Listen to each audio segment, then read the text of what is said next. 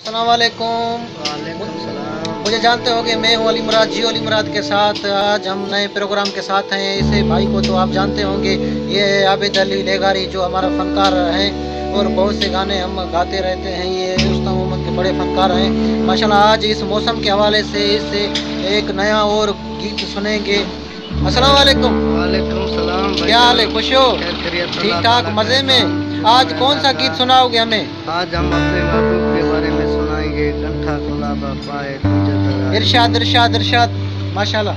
वो कंठा गुलाबा पाए तुझे दर आयो हाँ, वेस करे मुँह जोगिन वारो, वेस करे मुँह जोगिन वारो, खणी हथ में मुरली ठारो यार, बण के फकीर बनाए तुझे दर आयो हाँ, कंठा गुलाबा पाए तुझे दर आयो हाँ। माशाल्लाह माशाल्लाह।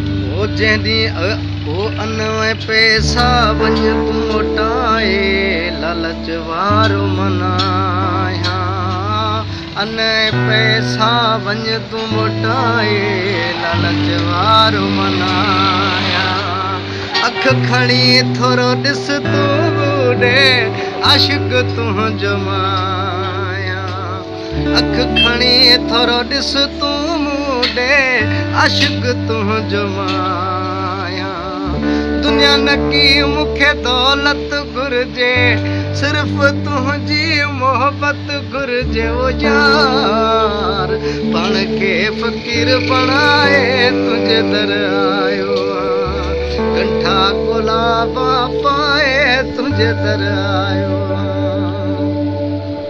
माशाल्लाह माशाल्लाह। जंहिं ॾींहं खां तो देस छॾियो आहे, मुंहिंजो ही हाल थी वियो आहे, वो जंहिं ॾींहं खां तो देस छॾियो आहे, मुंहिंजो ही हाल थी वियो आहे, तुंहिंजे पोयां रुलंदे रड़ंदे 5 साल थी वियो आहे, तुंहिंजे पोयां रुलंदे रड़ंदे 5 साल थी वियो आहे, अॼु ख़बर पई हित तो रही तूं, कान ख़बर हुई किथ तो रही तूं यार, सभ खां पुछाए पुछाए तुंहिंजे दर आयो आं, कंठा गुलाबा पाए तुंहिंजे दर आयो आं।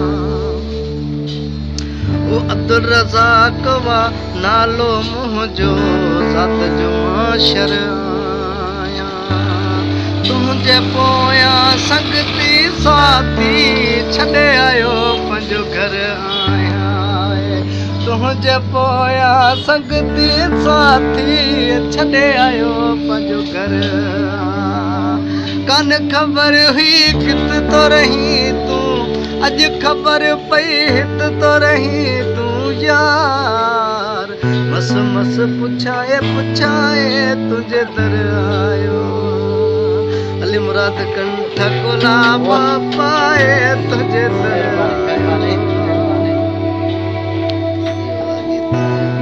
माशाल्लाह। तव्हां ॾिठो अॼु असांजो प्रोग्राम त आबिद अली लेगारी जो बहुत ही बहुत मशहूर प्रोग्राम है।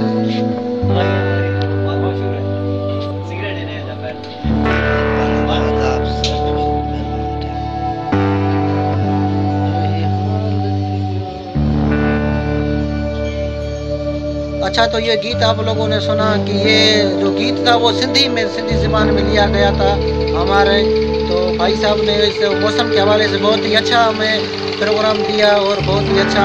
इस प्रोग्राम को लाइक करना, शेयर करना और कमेंट वगैरह देते रहना। हम दोस्तों के लिए हमारा चैनल को आगे बढ़ते रहना। आप दोस्तों की वजह से इंशाल्लाह आपका दोस्तों के मुझे गुजारिश लाइक करना सारी जो मुझे दोस्त, मेहरबानी सर। अल्लाह हाफिज़।